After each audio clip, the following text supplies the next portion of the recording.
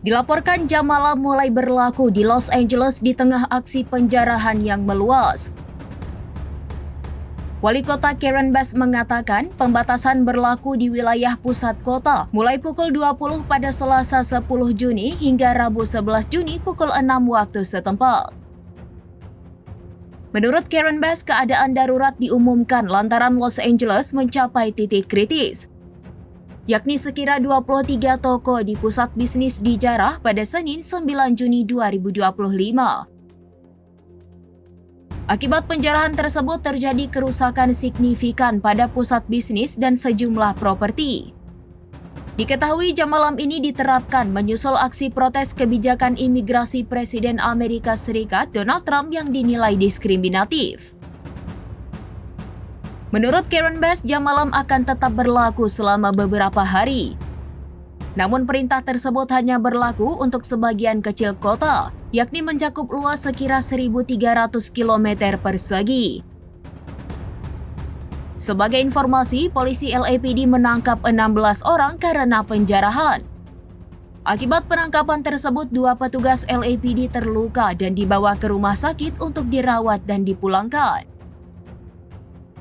Diketahui penjarahan tersebut menargetkan toko Adidas, apotek ganja, dan lokasi lainnya.